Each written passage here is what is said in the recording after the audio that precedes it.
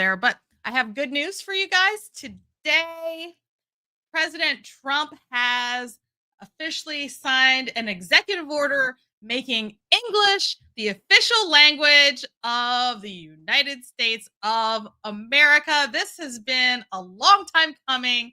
I am over the moon. The only thing that he could do that would be better would be if he signed another executive order saying that he is changing the name of English to American.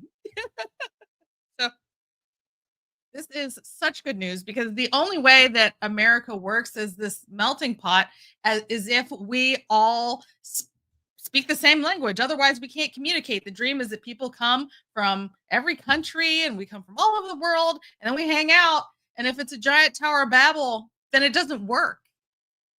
So it's not something or asking or requiring people to speak English. It's not something that's done to hurt people's feelings. It's literally so the American dream can work. And I am so excited. I'm so happy about this. And so I am going to share this video of Fox News covering this. We will watch it together and I'll say hello to the folks in the chat. Hello, Cheryl Crow, Alan, Brad Leroy, Paul Ward. Hi, Paul. Wounds. Thank you guys all. Talon, James Foster. Thank you guys all for coming through. Let's watch this video.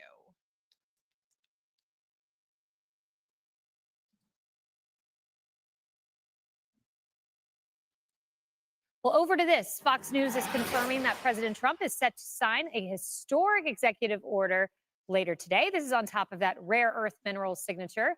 And this would establish that our country would have a first ever official language that would be English. Now, Trump's order will declare English as the national language of the United States. It also requires federal agencies and recipients of federal funding to provide language assistance to non-English speakers. This move is something the president promised to voters on the campaign trail, where he talked about uniting the country under one language a little over a year ago.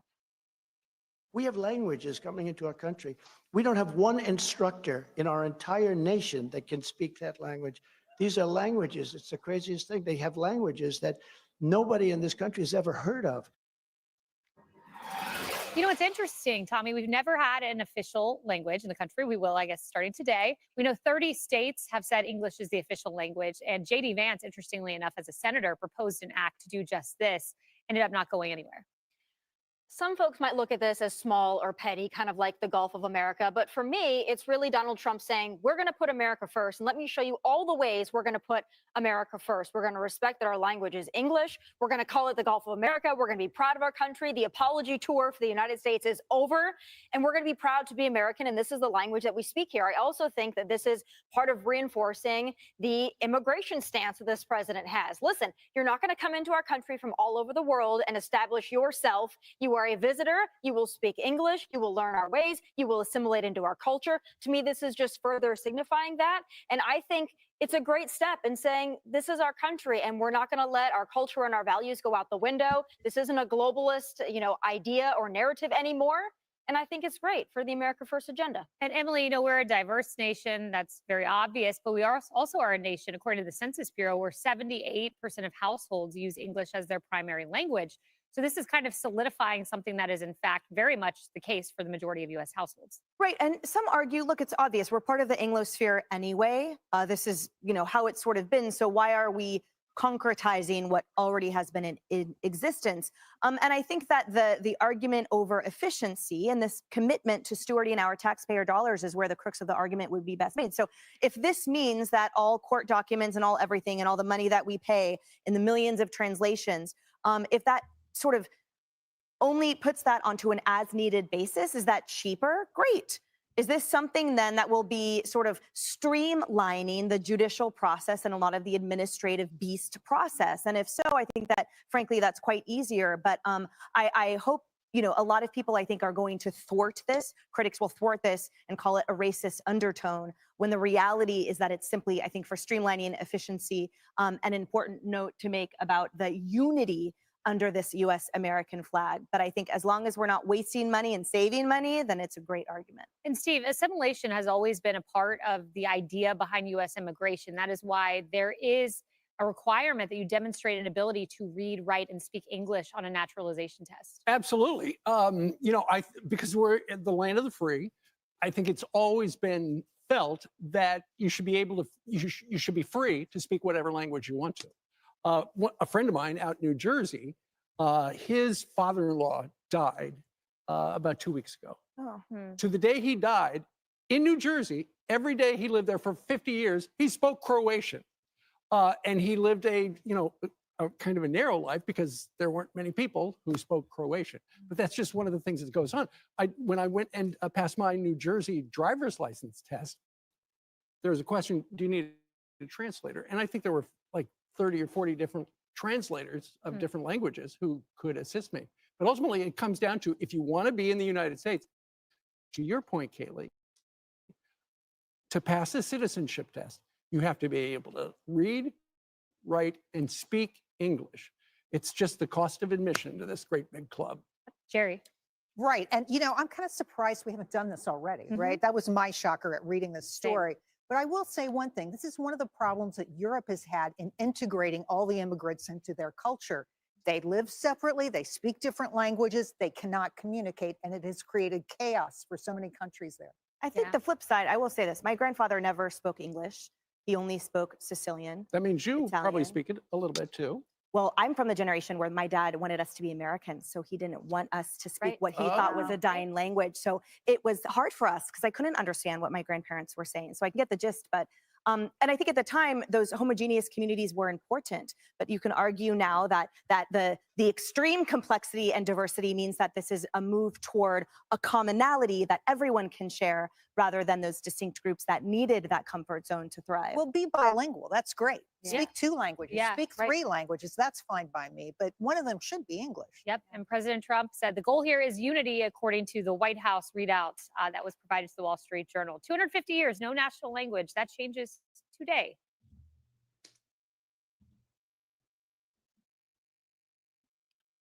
Okay, so that was the video. I'm going to read some of these messages here. Bradley Roy says English is our national language. If you don't like that, then leave and do some things to yourself that I'm not going to mention. Paul Ward says we need to give the president a supermajority in Congress in the midterms. I absolutely agree with you, Paul. Okay, yeah, I asked you guys if I was blurry, or if I should also ask if the sound is okay, but SynthMind said not blurry, which is great. Sharon Felton. Took us 2 minutes to change the name to Gulf of America. Yes, Trump is the best. Okay, but I am blurry to, that's a tough name. I'll just go with the last name. Wabango? Okay. Oh, where is Leroy? That's a good question. Hey, Leroy. Leroy. Come here, Leroy. Come say hi to everybody, Leroy. Oh, come on. Oh, there's Leroy. There's Leroy. Good thing I still have some of my dinner here to bribe him with. This is a big chunk. Okay. I'm just going to feed Leroy. Okay, so the truth, this is blurry, but the sound is good. Okay, yeah, you're a good boy, Leroy. Oh, you're such a good boy. Thank you for coming through and saying hello to everybody. You're good. You're a good guy. You're a good guy. Yeah. You're a good boy. You're good. Where Leroy stunt doubles. I don't know if you guys have seen, or I don't know that I made a video yet that I picked up another dog. So that'll be 3 dogs.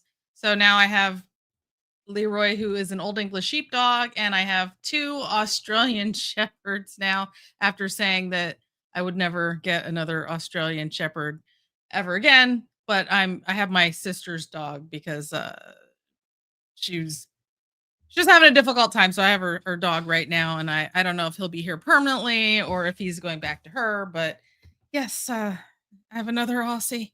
I love the Aussies. No, they're good dogs, but when they're really young, they are absolute velociraptor nightmares. But this one's 8 years old, so he's much calmer. Let's see if I can get them to say hello real quick. Logan, Weston. Come here, guys. No, get down, Leroy. It was already your turn. Let's see if I can get. Come here, Weston. I'm gonna get Logan. Come up, Logan. Logan, come up.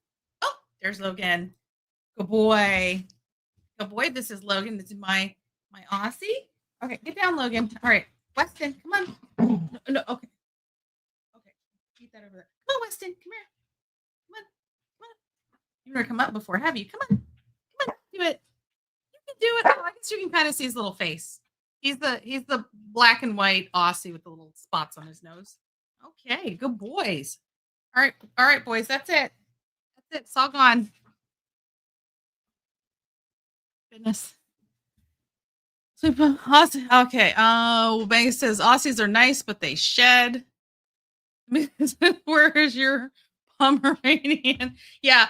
So I'm not going to have a teeny tiny dog. I can't out here in the country where I live because we have eagles, and Pomeranians and eagles do not mix. I know somebody who had a Chihuahua, and I think it was just a hawk that picked up the Chihuahua. Now it couldn't fly away with Chihuahua, but it was able to pick it up briefly, and then it dropped it from a height and it killed the dog, and it was very traumatic. And so no, I cannot have tiny dogs out here that become lunch and snacks and TREATSs for other animals. You know why I have to spell the TREAT word? Because all these guys are around and they'll freak out.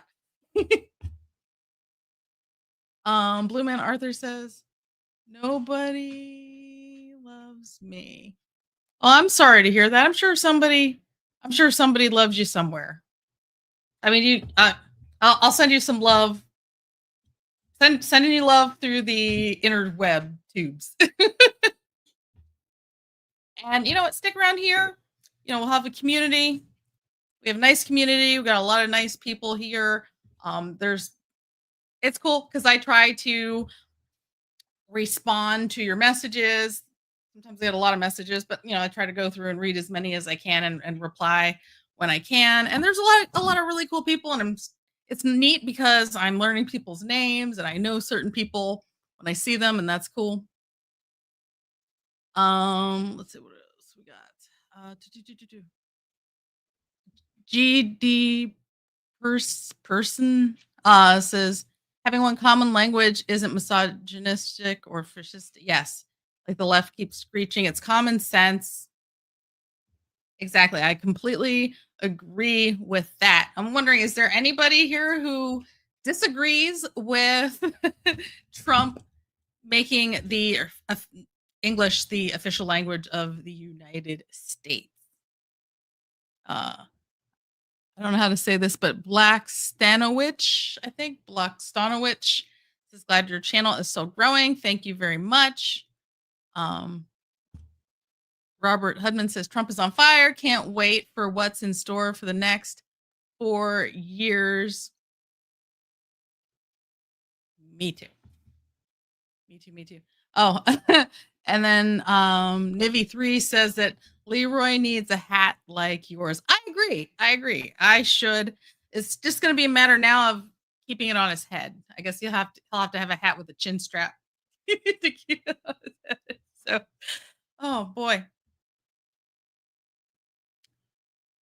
Alrighty. Well, I think that is pretty much all I have for today.